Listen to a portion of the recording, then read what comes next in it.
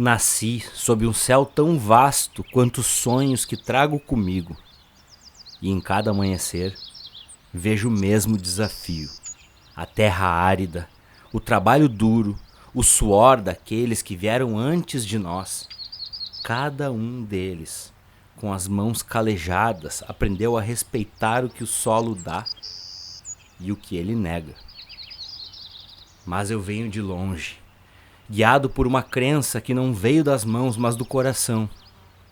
Aprendi que a mudança vem como uma semente, pequena, frágil, mas cheia de promessa.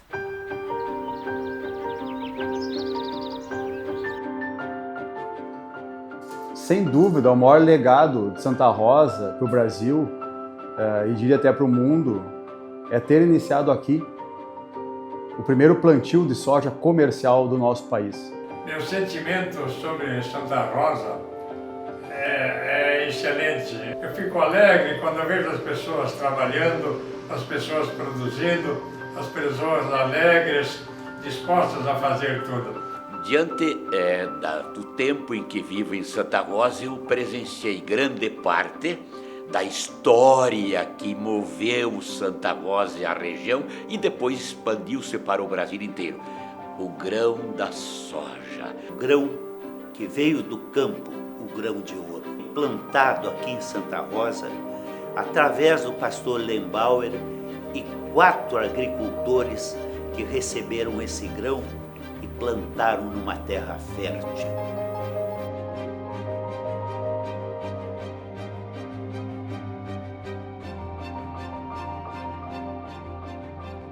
No início do século XX, uma semente estrangeira encontrou solo fértil no sul do Brasil. Com ares de mistério e promessa, um pastor trazia consigo o sonho do progresso e da prosperidade. Bem-vindos a uma viagem através do tempo, por entre veias abertas na Terra Vermelha, onde uma simples semente se transformou no epicentro de uma revolução agrícola, industrial e cultural. Esta é a história da soja no Brasil, a história do primeiro grão. Diz um velho provérbio que quem conta um conto aumenta um ponto. Todo mundo sabe que isso é verdade, particularmente em relação à soja aqui no Rio Grande do Sul. Muitas localidades reivindicam o início do plantio da soja e muitas pessoas se autodenominam pioneiras. Iniciando por volta de 1908, 9, essa região aqui então começa a receber esses imigrantes que na sua maioria eram de religião protestante, e daí surge a necessidade também das igrejas dar um atendimento para essa imigração. Em 1915, precisamente, vem para o Brasil como missionário, como pastor, o Albert Leinbauer. Ele é formado no seminário, acho que é St. Louis, nos Estados Unidos, e ele tinha um outro destino traçado para o trabalho dele, mas em função da Primeira Grande Guerra, ele deixa de ir para a China e vem para o Brasil. Esse jovem pastor, além de empenhado na propagação do Evangelho na nova região de colonização, estava, sobretudo, preocupado com as condições de vida dos imigrantes que aqui chegavam, pois eram precaríssimas. Havia todos os tipos de dificuldade que se possa imaginar, começando pela falta de socorro médico, pela falta de alimentação, de moradia, pela diferença do clima, do cultivo da terra, do tipo de vegetação. Enfim, segundo os relatos, a mortalidade infantil era grande nas colônias novas. A maioria das crianças sofria de desnutrição. O pastor tentava ajudar a todas, de todas as maneiras, pois a pobreza era grande e as pessoas precisavam muito de ajuda. Ele acreditava fervorosamente que a soja podia ser usada na alimentação daquela gente, minorando assim o sofrimento, principalmente a mortalidade infantil. O pastor Leinbauer, por primeiro, ele hospedou-se numa casa de um moleiro aqui na linha 15 de novembro, junto ao rio Amandaú, que nós conhecemos como Rio Boa Vista. Ali ele ficou hospedado um bom tempo, até que ele então se casa e eles constroem uma casa lá na esquina da linha 23 de julho. E daí ele passa a morar lá, né? O céu é um manto azulado e um pastiçal que se vai pras lidas seus homens fortes, mulher, ventre e raiz. Viola para os cantadores neste meu sul do país. O céu é um manto azulado e um pastiçal que se vai pras lidas seus homens fortes, mulher, ventre e raiz. Viola para os cantadores neste meu sul do país. Viola pra os... E no ano 23, ele estava com problemas de saúde e vários anos de pastorado aqui. Daí ele vai para os Estados Unidos para tratar saúde e também visitar os familiares deles. Na volta, ele traz dentro de uma garrafa um punhado de grãos de feijão soja. Ele teria plantado na horta da casa dele, da casa pastoral, e aí, a partir daí se distribui sementes entre alguns agricultores ou membros da paróquia. Essa comunhão que desde o início do plantio da soja com a vinda do pastor e que dividiu esses grãos com as 4 famílias, com o propósito que elas devolvessem para a igreja, para que a igreja pudesse compartilhar com as famílias. Não tenho dúvida que lá em 1924 começou não só o plantio da soja, mas começou essa marca que Santa Rosa tem, essa marca do voluntariado, essa marca da comunhão, né, de compartilhamento. Ele era um sujeito fenomenal, comunicativo, e ele trouxe esse grão e se disseminou nesta colônia toda com uma facilidade enorme, mas na verdade, no fundo, ninguém acreditava que ela podia ser um alimento. Ninguém acreditava no potencial que ela tinha como alimento nutritivo, vitaminas e etc. e tal. Ninguém acreditava. Mas ela se revelou nesta alimentação para engorda de suínos. E até se descobriu na época, se dava demais, que se fosse alimentar suínos novos, leitões, que nós chamamos, pequenos, muitos deles tinham dificuldade, problemas com os ossos. Eles perdiam a coluna, andavam de arrasto, porque ela assim forçava, era uma alimentação tão forte que forçava em demasia. E eu, desse tempo, me lembro muito viva a minha lembrança de criança. Então eu me lembro quando começou a vir as tal da semente de soja, que falavam da soja, e que era uma coisa diferente, e a soja era só para ser alimento para porcos, para engordar porcos, que era a única coisa que se sabia.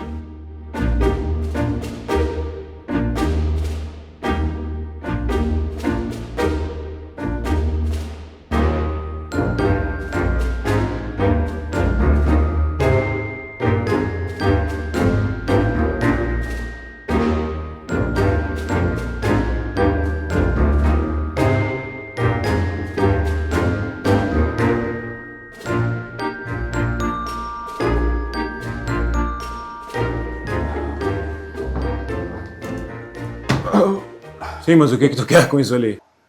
Acabou tudo lá embaixo. Sim. Tem mais nada? Não tem. Mas olha ali, não tem nada na tulha. Ora, cozinho. Acabou tudo. A tulha tá vazia? As duas? Tem esse aqui, se tu quiser pode levar.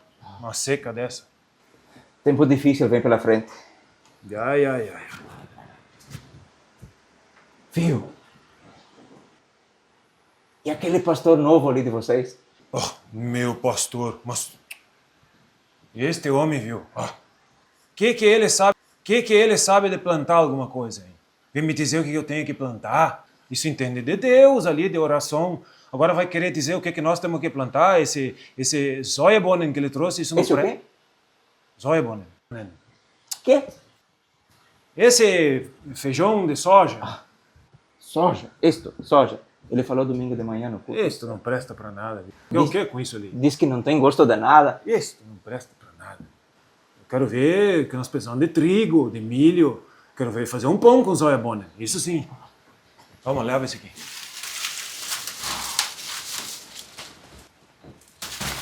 É o que tem. Graças. Sim, desenho.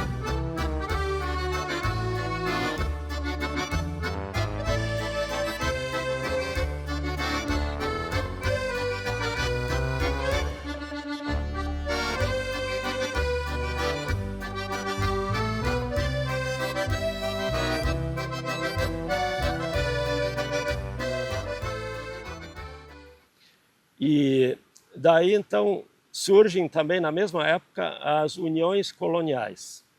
O pastor Lembauer foi o líder da União Colonial da linha 23 de Julho. Existiam outras também. Formaram uma série. E a toda a região, ali, foram criadas associações com esse nome, Uniões Coloniais. Lá, os colonos, juntamente com seu líder, com o pastor, eles se reuniam periodicamente para discutir as coisas boas e também as malezas, né? Os problemas, as crises, o que fazer, né? E o pastor Lembauer, então, era um entusiasta, assim, uma certa insistência. Ele colocava o seguinte, que o feijão soja deveria ser cultivado. E por várias razões. Ele poderia servir como proteína animal na criação de porcos. Depois descobriram que ele também poderia ser usado como um vermífugo na criação de animais. Eu até acho que outros animais também se alimentavam com soja. E o soja também é uma planta fixadora de nitrogênio no solo. Isso, com aqueles poucos anos que o pessoal habitava essa região, já se notava manchas, chamavam de manchas mortas, né, no meio das lavouras, onde sem nenhum meio de colocar adubação química, nada disso, eles tinham acesso, né, aqui não tinha entrado ainda, né. Então eles plantam feijão soja. O pastor pelo menos sugere isso, né, que se plantasse soja nesses locais para recuperar esse solo. Íamos para cá, íamos para lá, mas nós não conseguimos fazer a terra produzir. Um belo dia, na propriedade do meu sogro, o pai da Ruth, o Júlio Felauer, eu fazia minha agricultura lá, mas também não andava. Um belo dia chegou José Germano Stâmelo, que era um agrônomo de Santa Rosa, muito amigo meu. Eu levei ele para a propriedade do pai da Ruth, o Júlio Felauer, e disse, Stâmelo, o que tem de errado aqui, que isso aqui não produz? Sim, mas se fizesse análise de solo, eu digo, fiz essa análise de solo para nós, não estão ajudando nada.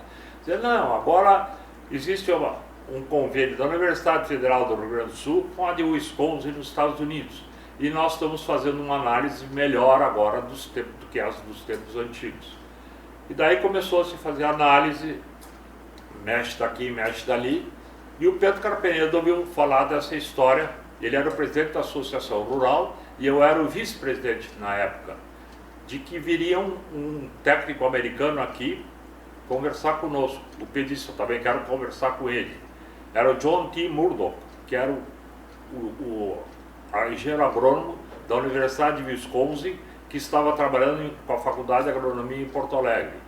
E dessa conversa, então, veio que havia necessidade de nós fazermos análise de solo de todas as propriedades rurais aqui do município. E daí foi feito um convênio com a Faculdade de Agronomia, com a Associação Rural, e foram feitos, então, 1.400 produtores, colocamos na rádio, avisamos por folhetos, panfletos e tal, que fizesse análise de solo. O Banco do Brasil nos ajudou muito, só daria financiamento para aqueles agricultores que fizessem análise de solo. Então foram feitas 1.400 propriedades, com mais de, não sei, 3.000, 4.000 análises. Foi um caminhão de solo para Porto Alegre, de onde veio o nome de Operação Tatu, porque se cavava o solo para mandar a terra ser analisada.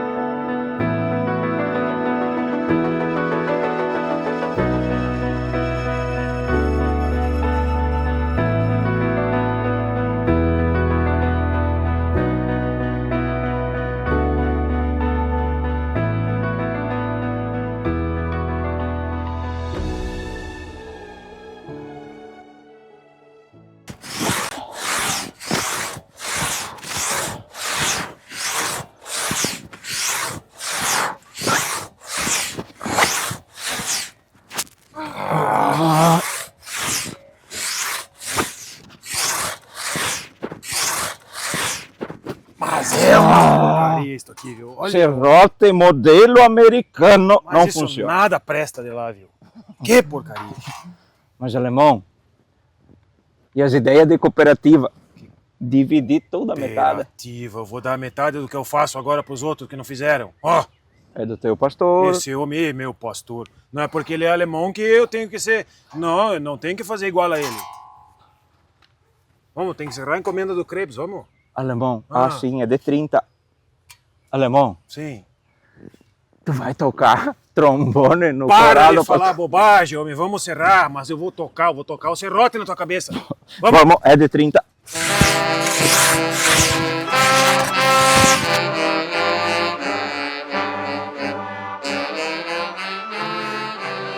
No coração da linha 15, liderança não bastava.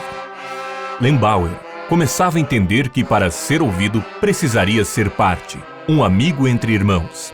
Mais que um pastor, ele precisava viver cada colheita, cada domingo, cada silêncio. A cultura foi sua chave para abrir portas e corações. Com ela, Lembauer mostrou aos agricultores novos mundos. Assim nasceu a Orquestra de Sopro São João.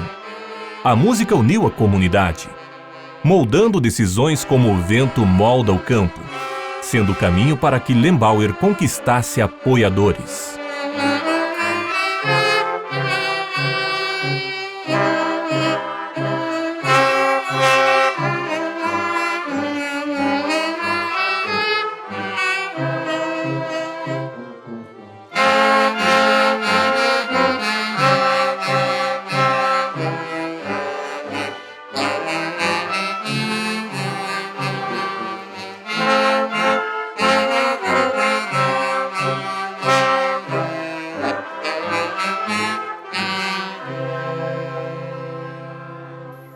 Pessoal, nessas uniões coloniais, eles até têm discussões, têm relatos onde o pastor Lembauer foi questionado sobre essa questão, para que plantar um feijão que produz bastante e eles não sabem o que fazer com isso. Sendo que eles, para alimentação, eles estavam plantando milho, eles produziam feijão, imagino que também se plantava já algum trigo naquela época e outros alimentos.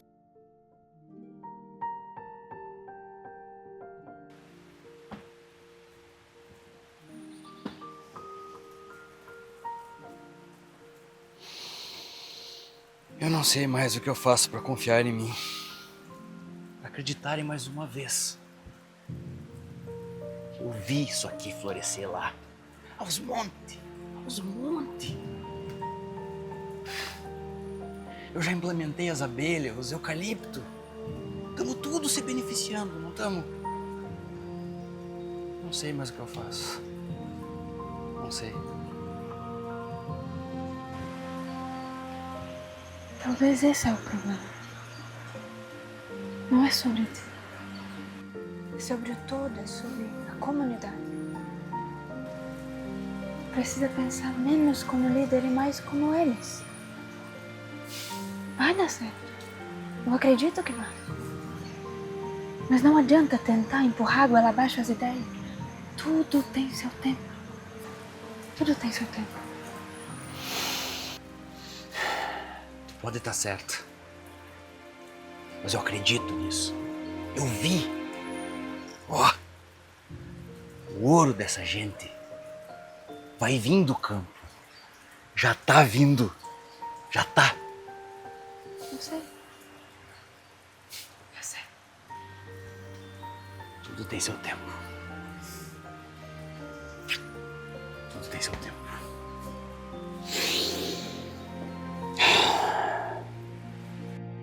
O pastor Lembauer começou a publicar os seus artigos no Luther Kalender, e assim as suas pesquisas chegavam a todos os congregados luteranos. Dessa maneira, o pastor publicou os primeiros resultados do plantio da soja nesta região. No Luther Kalender, o pastor escrevia que não só na China, mas também em outros lugares muito populosos, e até mesmo na rica América do Norte, a soja era também utilizada como carne. Daí o nome de vaca dos pobres.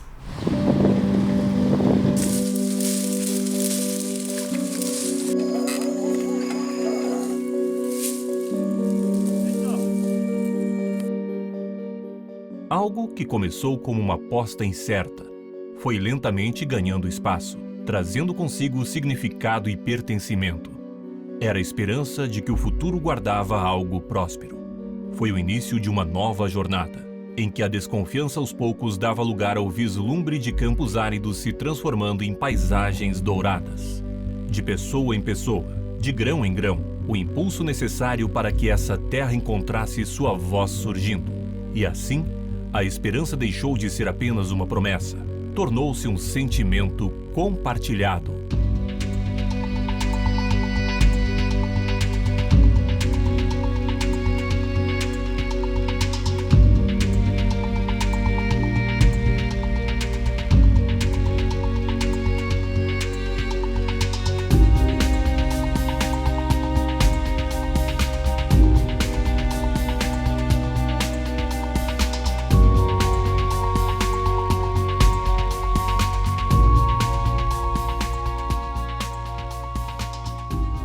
Fator humano que definiu o destino desse grão de ouro. E, através de um sistema cooperativo, aquilo que eles escolheram, distribuíram para outros colonos. Foi uma revolução na nossa região. E essa terra abençoada tem realmente essa energia de ser o berço nacional da soja, que comemoramos há 100 anos atrás. Mas realmente tivemos pessoas fantásticas.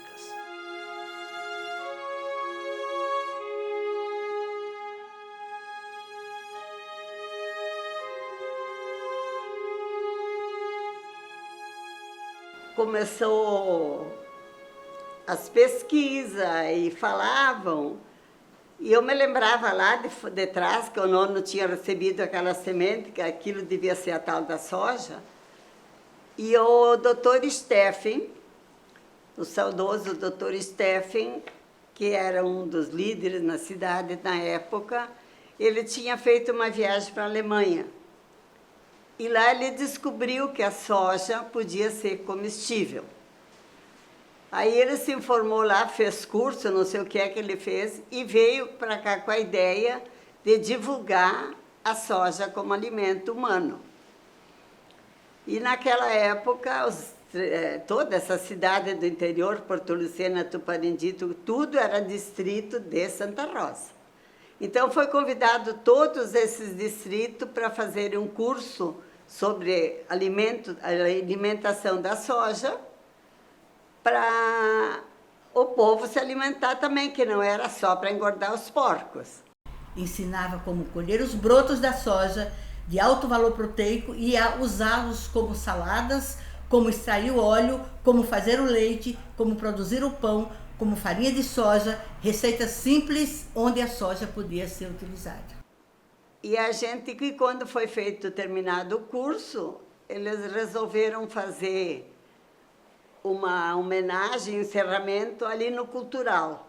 Daí convidaram todo o povo da região que tinha feito o curso para essa comemoração. Então, cada lugar fazia um prato e trazia. Mas daí eles resolveram escolher uma rainha da soja. E aí, então, eu fui escolhida para ser a candidata de Santa Rosa. A Lucina Pavelho era a candidata de Tuparendi. E a Berenice Bervanger era de Porto Lucena. Eram nós três as candidatas. Primeiro, todas as jovens que estavam lá se apresentaram. E daí depois escolheram 3 e aí escolheram a rainha. E daí o doutor Steffen me coroou com uma coroa de soja. Atrás se enxerga a mesa com toda a alimentação, com todos os pratos de alimento que tinha foram feitos no dia para comemorar.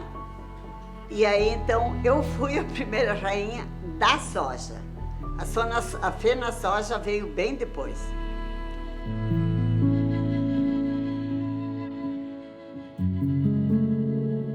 Mas nós precisávamos mais. Xuminlink queria mostrar que o óleo de soja, a soja, realmente ela merecia uma vitrine maior. Daí esta soja realmente passou a ocupar os terrenos principais da nossa zona rural. Dessa, por enquanto, só até aí. E aí então, para, digamos assim, torná-la mais conhecida, é que começou a FenaSoja. O objetivo principal é que ela se tornasse conhecida a nível de país. Foi criada a primeira FenaSoja. E a primeira FenaSoja, em 1966, ela segue a vertente do cooperativismo. Veja as nossas lideranças da época, coisa fenomenal isso, né? Então, lá nos anos 60 decidiram que neste parque, que tinha nenhum pavilhão, se começasse com o primeiro pavilhão e aí se fizesse a primeira FenaSoja, se realizasse a FenaSoja. Começou a revolução no meio rural de Santa Rosa, sem dúvida nenhuma, revolução perfeitíssima. E deu tudo certinho, tudo tão bom que Santa Rosa se projetou e tudo era feito via FenaSoja. Não tinha cor partidária, religiosa, nada disso. Nunca entrou e não vai entrar tão fácil na nossa FenaSoja. A FenaSoja ele é, sem dúvida, o maior patrimônio social de Santa Rosa. E as famílias que moram e vivem aqui, sem dúvida, têm na sua história alguma memória afetiva muito forte ligada à FenaSoja. E esse amor pela FenaSoja a gente herda. Eu herdei do meu pai e da minha mãe.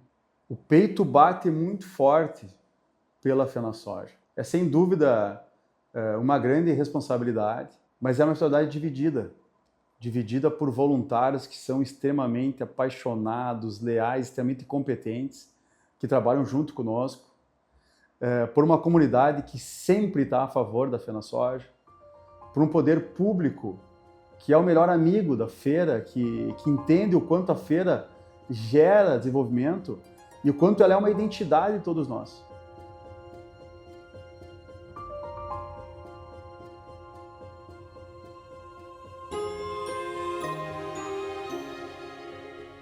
Cada grão que seguro nas mãos é mais que uma simples semente. É o primeiro de muitos que um dia farão essa terra florescer de maneira como nunca antes vimos. Eu sei que muitos olham para isso com dúvida, com medo. Afinal, o desconhecido sempre carrega um peso que poucos conseguem suportar. Mas a mudança, a verdadeira mudança, ela nunca chega pelas mãos dos conformados. Foi aqui, nessa terra, que plantei minhas raízes e ergui minha fé. Vi nos olhos dos homens que me cercam o mesmo olhar que vi no meu próprio reflexo. A dúvida de quem trabalha o solo há gerações, semeando o que sempre se semeou, colhendo o que sempre se colheu. Mas o futuro não se constrói com ontem. Ele se constrói com o primeiro passo, com o primeiro grão. E é essa pequena semente que cada um carrega dentro de si que semeará a promessa de algo maior. A soja é o sopro do progresso que nosso povo precisa, a chance de trilhar um novo caminho. Ela não vai só alimentar corpos, mas alimentar esperanças. Eu sempre soube que não seria fácil convencer homens que conhecem cada palmo dessa terra, que viveram das colheitas áridas e inconstantes, a apostar em algo novo. Mas assim como a fé, o futuro se planta na confiança de que aquilo que parece pequeno pode sim se tornar grande amanhã. Cada grão que tocamos, cada campo que vislumbramos é uma promessa, uma semente de mudança, de algo que vai muito além do que imaginamos. E enquanto houver fé, enquanto houver homens e mulheres com coragem de semear, o futuro vai florescer.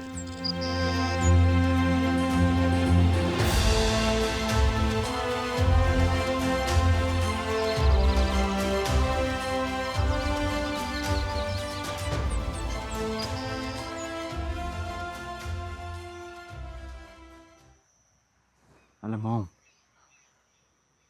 E não é que deu certo mesmo essa soja? Como veio bonito isso ali, hein? Muito bonito. Mas é a Xênia. Uhum. Eu nunca duvidei disso aí. Tu duvidou, sim. Tu que duvidava? Não. Eu sempre achei que ia dar certo. Não, eu também sempre achei que ia dar certo. Não. Vamos ver daqui 10 anos, então. Ah, isto é verdade. Vamos esperar? Não Ainda dura dá pra 10 saber. anos. Não dura 10 anos. Mas podia pegar uns grãos com ele, né? Vamos experimentar. Vamos.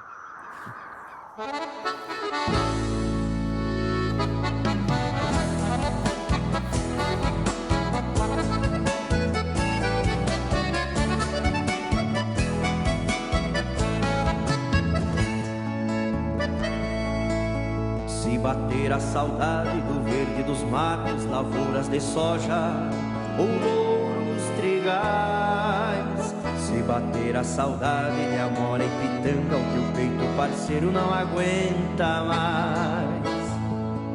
Vem pra sentir como a gente, o sol no poente, nas tardes tranquilas do Alto Uruguai. Estradas de poeira vermelha e alguém capinando que acena no mar. Vem pra calçar um chinelo, andar remangado, vestir a bombacha, quase arrastando no chão. Vem cá para junto da gente, a saudade vivente sai do teu coração. Meu jeito colou no costeiro, um pouco de tudo, me fiz pelo duro, italiano, alemão. Eu sei, sou assim meio prosa, sou de Santa Rosa e tá louco de bom. Meu jeito colou no costeiro, um pouco de tudo, me fiz pelo duro, italiano, alemão. Eu sei, sou assim meio prosa, sou de Santa Rosa e tá louco de bom.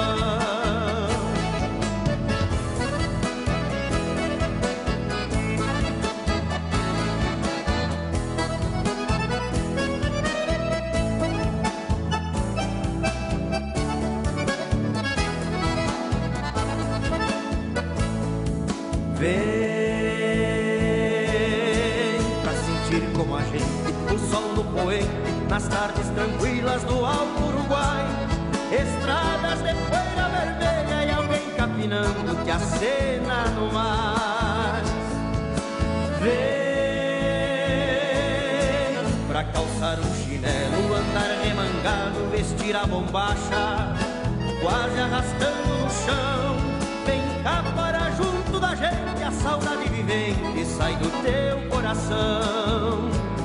Meu jeito colou no costeiro, um pouco de tudo, me fiz pelo duro, italiano, alemão. Eu sei, sou assim meio prosa, sou de Santa Rosa e tá louco de bom. Meu jeito colou no costeiro, um pouco de tudo, me fiz pelo